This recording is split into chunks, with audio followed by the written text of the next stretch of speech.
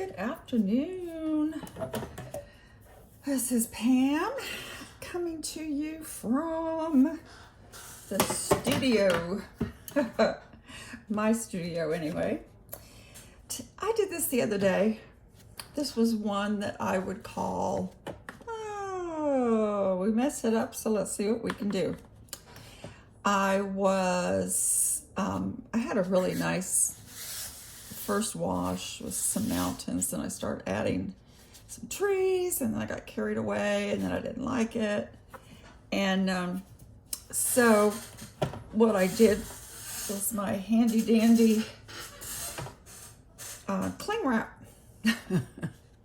to kind of put on these trees and give it some texture. It's all thoroughly dry now. So today I'm just going to come back in and be like, let's see what we can do. If it turns out to be anything at all, I'll post it. If it doesn't, it'll go on the, what is it they used to say, on the floor of the editing room.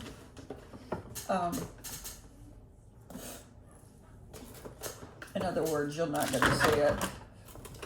Let me get my brushes out. But I originally did this with my Daniel Gray. Daniel Gray. I'm sorry, I keep saying that. Daniel Gray is my grandson-in-law. And so I always say Daniel Gray instead of Daniel Smith.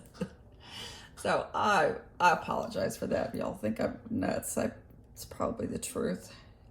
But anyway, I did Daniel Smith. I did some Cascade Green. I did some Green Apatite Genuine. I did some Phthalo Green down here. But anyway, part of my problem is I don't know when to stop. And so therefore, I get mixtures and combinations that I don't really want. Let me adjust this a little bit. Part of it's knowing when to stop and when to say uncle. And then another part is just playing and finding out what happens. So by doing the cling wrap, I found out these really nice patterns are here. I was gonna just leave it and give up on it, but then I thought, what if I come back in and maybe do some glazing over this a little bit and see what that does. So I'm gonna try, this is my grams today. I've got some palette dirt. Oh, you can't see that because I adjusted the tripod, so you can't really see what I'm doing here. But I'm gonna use my, come in here, nice, wet, juicy, wet, juicy, juicy, juicy. This is Azo Green from Mgram. And just kind of making a nice wet wash here, and I'm going to kind of go over these trees. These are transparent colors, so I thought it would be interesting just to see what it might do. If anything, I just go over this whole thing with this glaze of Azo Green. This is my large Levinson.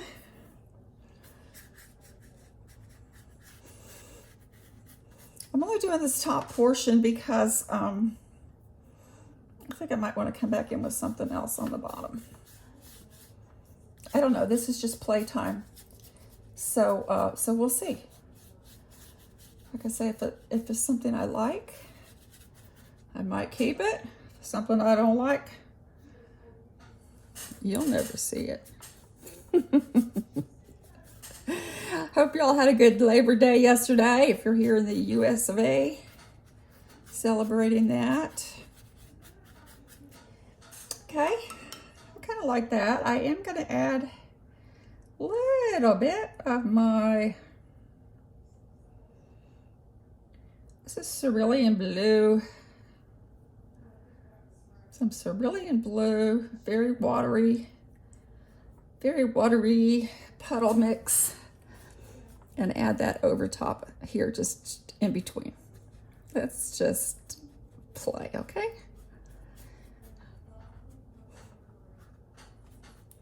was watching another artist today, and she was saying how she kept saying, I'm just playing, I'm just playing. I told my daughter that's not like me. I say that all the time. I'm just playing, just playing. But, you know, you learn a lot when you're just playing. At least I do. Got a little bit lifted, so I've got the green glaze over there, but I can also dampen let my brush get a little damper and drier and come back in here and lift a little bit so some of that original blue shows through. I know that doesn't make sense, does it? I do a green glaze over the trees, come back in with some blue, even though I already did it with green. Like I say, we're just playing over here. Okay, now I'm going to try to come in here with some more greens and see what kind of textures I can get. I do know that my blue, this is my ultramarine blue, mixed with my phthalo green, gives me a really pretty, another type of green. You see that? This is my ultramarine blue and my phthalo green, which is already dripping all in here. I'm still going really loose with the water and the mixture, not super pigmented. So I'm going to take that green, which I think is pretty, and I'm going to kind of try to come back in here and just make some more marks where I didn't like what I did yesterday. Just kind of come back in over the textures from yesterday with another wet glaze of color and just see what I can do. These trees, well, I originally was looking at a picture, but I'm not now, obviously. But the trees that I was looking at in my reference photo, my grandson had recently been in Montana. And he really sent me some beautiful, or sent his dad some beautiful pictures. He was out there, he loves paleontology, and he's loved it since he was just a little tyke, holding his dinosaur books on his lap that were almost bigger than he was. But he always loved it. And now as an adult, he's 22 and in college. And indeed, that's what he wants to do, is study paleontology. So he recently took a trip to Montana and was actually allowed to be on some live digs as they discovered some new dinosaur eggs that had never been found before.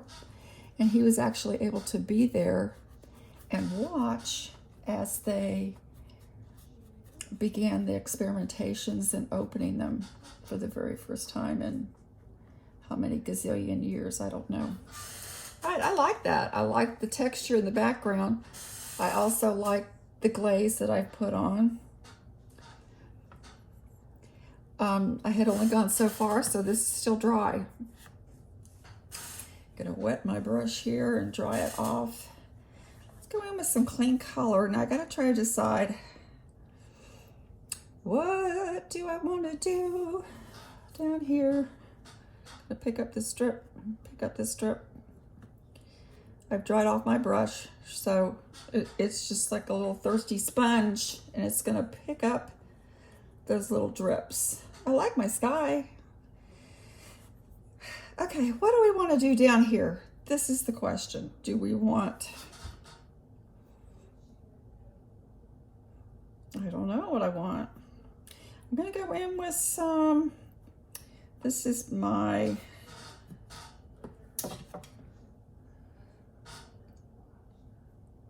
transparent red iron oxide. I'm going to mix it with the little bit of puddle that was still left of my greens that I was using on top. Got a little blue over here. Gonna mix some of it with that as well. My cerulean blue. So I got two puddles. Two puddles. This one's a little darker shades. It's kind of cool. And this is just pretty much the red iron oxide. Let me go ahead and let a little bit of this phthalo green run in there. See what I get. I'm thinking ground level now. Ground level. We're going down here. This might make some good rocks. Rocks on the ground. I don't know. At this point, it's just all up for conjecture. This is just an experiment only. Oh, just come down here. This is with my darker blue and red iron oxide mixture. By leaving a little bit of the other, you can see through that, and it, I like the patterns that it's giving me. And going over it after it's been dry and with the Saran wrap, who knows, this might end up actually being a masterpiece, right? I certainly don't know. I'm going to add some neutral tint to my red iron oxide. Actually, that didn't look like neutral tint, but it is. It is. It looked more purple, but maybe I had some purple run in there. It's my neutral tint. I'm adding it to my red iron oxide. I'm gonna just kind of come down here in the bottoms of some of these, like perhaps they're rocks, using these patterns to help guide me. It's still really wet, as you can see. So it is running, and going down, down, down. Come in here so with some more pigment.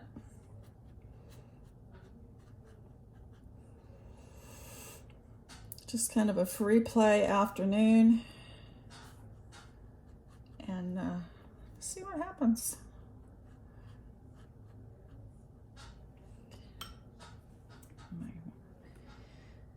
Come back in here. Okay, I'm going to do something kind of strange maybe, but when don't I, right?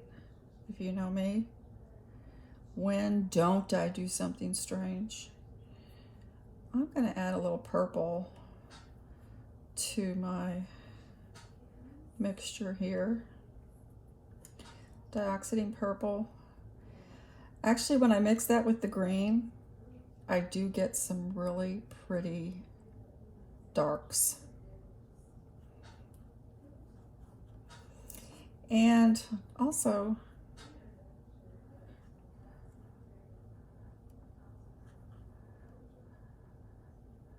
this is running down because I have my board on a slant today. This easel that I have, or whatever you want to call it, desk, artist desk, has different layers that you can put it on. I like that purple, adding it some more with my red iron oxide. I'm going to lift this up and let this run while it's wet. Let it run down and give me some texture in that grassy area. Got another green I'm about to go into here. This is it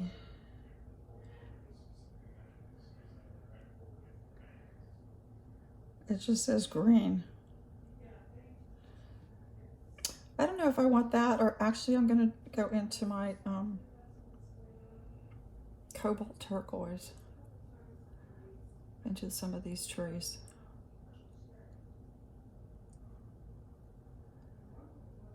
Kind of follow some of these lines that the cling wrap gave me. Some kind of cool patterns there, and I can kind of follow those and just let it see what it wants to do. Let it run.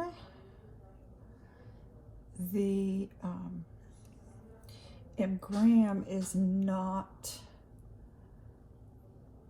opaque. Some of my other turquoises are opaque. Graham is not. It's transparent, honey based, and I have so many paints, but I do like the Graham. I really do. I'm going to kind of come around here where some of these shapes were made with the cling wrap, and just kind of come in there with my cobalt turquoise, cobalt teal, sorry about that, cobalt teal. This is cobalt teal, Graham cobalt teal. And we're going in the edges. We're going in the marks that the Saran wrap made, and seeing what that does. I like this. One of my best paintings that people have loved was the one that I entitled My Purple Tree. That was a Saran wrap over the Rockwell paints. It left beautiful textures with the Saran wrap, and then I went back over them in ink. And actually is got one of the most responses, and people really liked it online. It's on my website. I do have a website, fineartamerica.com. You can find what I do. If you choose to look at it, you just go to fineartamerica.com and select Pam Tuggle, and you can buy coffee mugs and notebooks, totes, whatever, zipper pouches for art supplies, whatever your little heart's desire, you can find it. And they do sell all over the world, so it's kind of fun too. Anyway, I'm getting off track here what I'm doing. Letting my cobalt teal, whoo, that's bright that time, it's dry, follow my Saran wrap lines after a fashion. See if we can get some kind of semblance of trees. It is still upside down, I'm aware. I do paint upside down sometimes, actually. If I'm trying to sketch a portrait, I find that I do better identifying the shapes, someone's facial features, if indeed I turn it upside down and look at it that way as I'm sketching, because that way it forces you to look at the shapes and shadows and the lines rather than what you think they look like. And then when I turn it over, I am indeed surprised that it looks like someone, like the intended person. Get some more cobalt teal a little bit up in here. I like my Levinson brush, as you know, but one reason is because even though it's a big, large brush, it has this wonderful, wonderful tip. So with one brush, I can do my broad strokes, and I can do my little tippy strokes, my little pinpoint tips.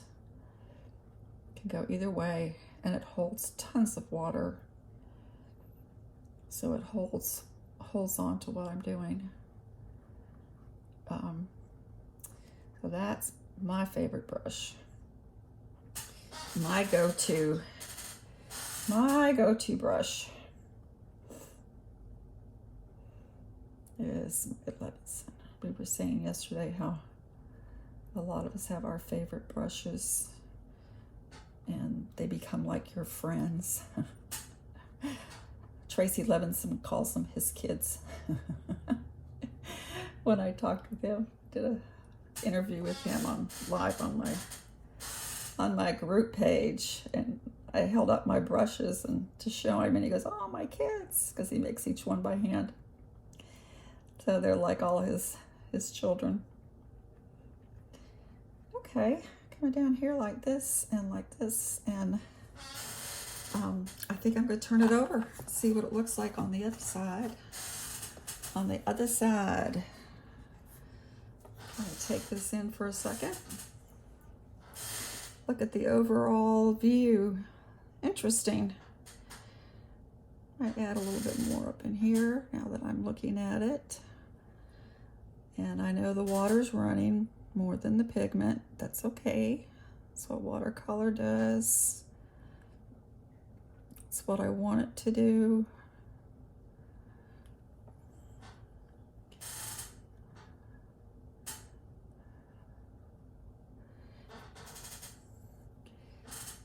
So let's go in here with some more. So I want to give I guess they're not really shadows, but you know that say if you do the shapes, people will know what it is. I might challenge that theory with my paintings. But anyway, I'm gonna let that run a little bit more over here.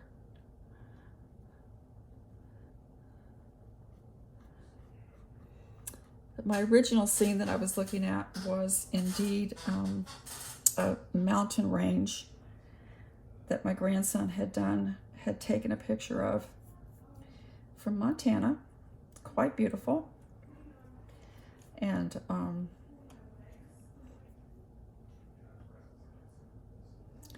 in here, maybe get some more rock formations down in here. Now, if you notice some of the original patterns that were left from my saran wrap kind of disappeared a little bit. This is Indian yellow. Gonna let some of that creep up into here too. Give us some ground cover.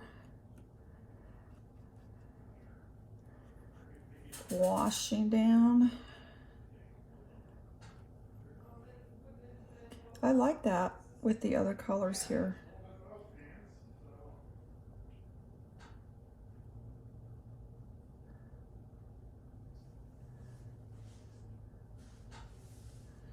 And making a nice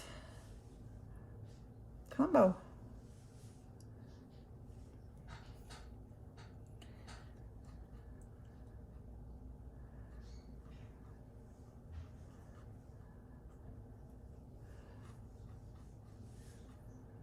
Okay, so we got some Indian yellow. Looks more like an orange, but adding that in here for my ground cover. Letting it run. Adding some more of this dioxazine purple blend that I have with the neutral tint. And see what we got. Come back here and add some more. Let's do some rocks. I am not friend Raymond, who does most beautiful rocks. I'm not Raymond. probably need lessons from Raymond. Everybody has their own style, or I don't know what my style is yet other than dib and dab and play. Add some more of this red iron oxide with my Indian yellow. I'll let these run and make a ground cover.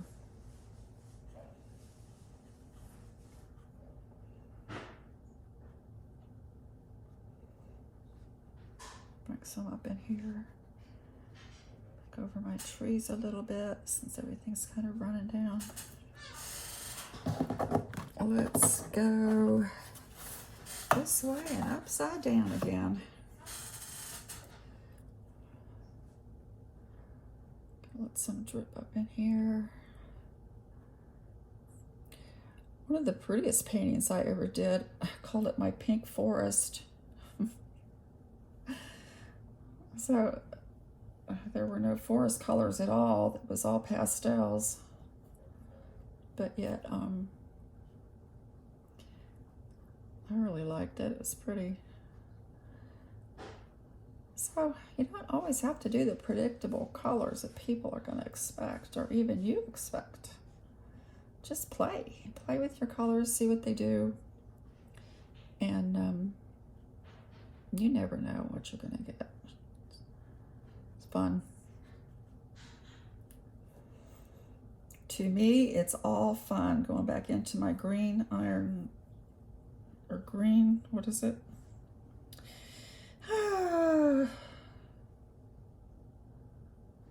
Azo green. Azo green. Add some phthalo green to that too. Oh, now that's a pretty green. Let this drip down. Drippy drip. Let's get some trees in here. Let them drip and do what they want to do.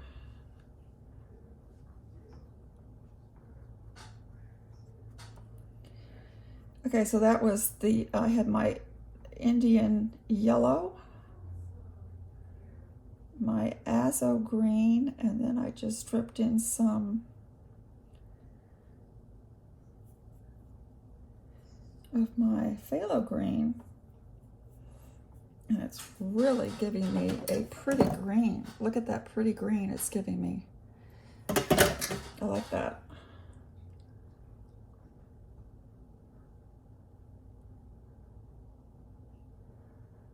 Let's go back over that with these trees. Now, if I weren't doing this, this painting would probably just go dormant. I wouldn't be doing anything with it, to tell you the truth. So this is one of those things that's like, I might as well do something, right? It's already been written off in my book as a nothing burger. So why not come back and give it some life? Turn back over, see how I like these trees now. Oh, kind of like that. Kind of like that. Probably need to let it dry. If my instincts are telling me to let it dry, that's probably what I need to do. But I'm like that old Alice in Wonderland from Disney. I give myself very good advice, but I very seldom follow it. I'm gonna put some darker shades in here. And as this dries, the MGrim paints are nice because the other colors will still kind of come through that I have underneath. Let this green come down in here. I still know it's lots and lots of green, and that's okay. Put some turquoise teal back in here. Let it run, and I'm going to turn it sideways here in just a minute, see what that does. Are you ready? Here we go. Let's turn this baby sideways.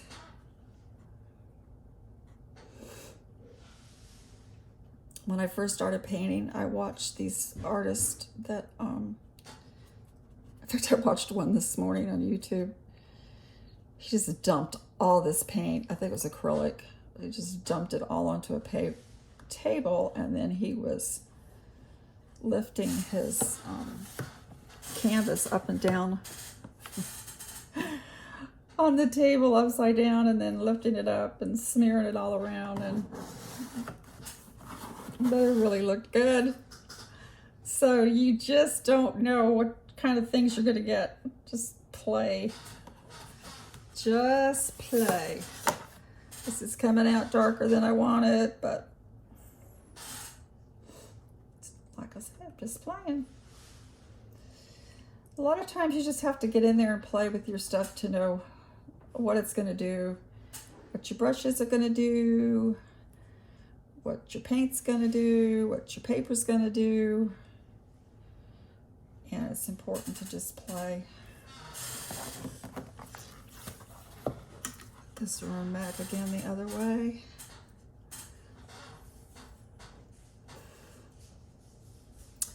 And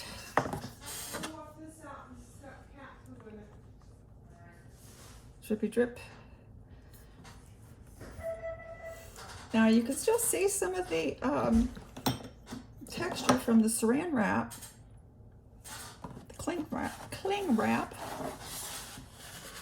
In my case, it is indeed the saran wrap brand. I'm gonna let it dry for just a minute like this. Let it absorb a bit. And then, since this is a nothing painting anyway, I'm going to add some sea salt to my bottom of the painting. You have to do it while it's still damp, so it'll pick up the salt and dissolve it. Kind of do it in here. I don't want to do it everywhere, but I do want to do it down here a little bit. You can see where it's already picking up the pigment.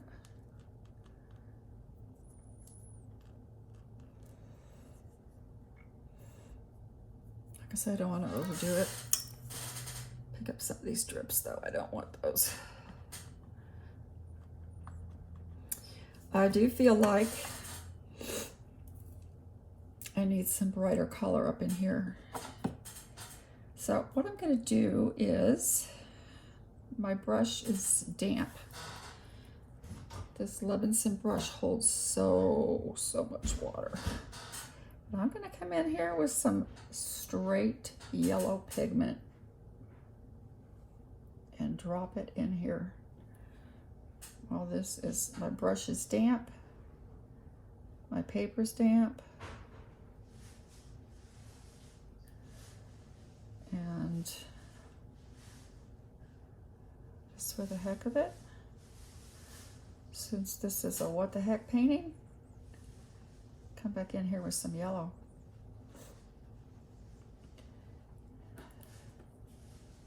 Gonna wet my brush just a little bit. Let it run. I like that. I like to let my paint run. I like to let my paint run.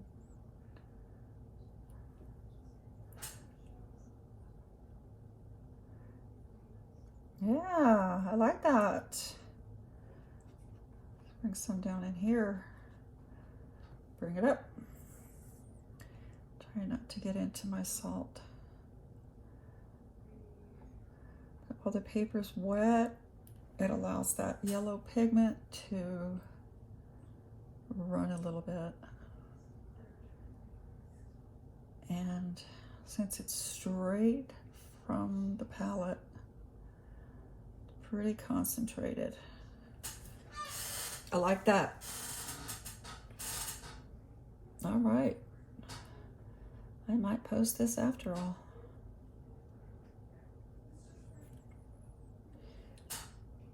Might be a little bit long. I don't know how long I've gone. I'm just back here by myself painting. I never know how long I'm going. Sometimes I get so lost in this, my daughter comes in and scares me because I never heard her coming because I'm so deep in thought.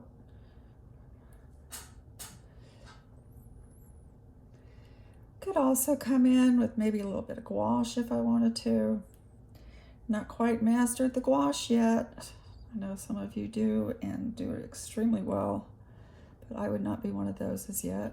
It's something I still need to play with. I have a white tube that I had ordered some time ago, and I've played with that.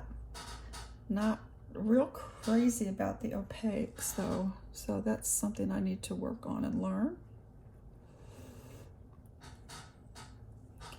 And then I discovered I used to get these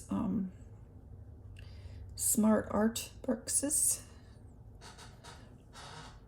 I liked them because they sent full-size products. I stopped doing it because they started to get a little bit repetitive in my mind.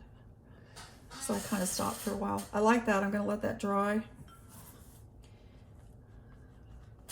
Drip up some of this.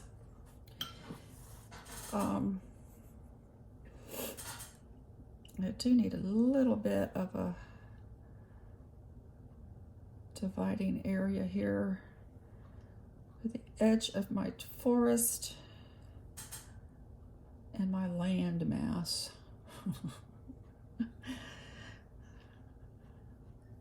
So coming back in here with some neutral tint, just gonna let that run and do what it wants to do. I know it's running into my salt, that's okay. This is my great what if painting. I encourage you, whoever you are, to just take the time to do your what if paintings. I don't know if this is going to work or not. This might just be a bunch of junk that I ended up throwing away. Or you never know, it might be something you end up liking. I'm not coming all the way down with this neutral tint because I like the way it's spreading naturally into the water below. So I'm gonna let it continue to do that. And then it gives me a nice ground seepy feeling look of land. Just a couple little quick squigglies. This is why I like my Levinson, because this beautiful point, I don't have to switch brushes. All right, I've had fun with this. I'm gonna let it dry. I like my trees now. I like my ground. Well, maybe I'm gonna like this painting after all. What do you think? We shall see. I'm gonna kind of go this way a little bit. What I'll do is I'll just take a picture later and post just the picture of the finished thing. I'm not one that likes to come in with a hairdryer because I like it to just naturally do what it wants to do and I don't want to stop it. When the salt dries, it has to be totally dry before I can brush that off. But I think I may have saved this painting. Thank you for watching. Like and subscribe. Somebody's liking and subscribing. I have no clue who you are, but thank you. I appreciate it. I'll keep posting. Bye.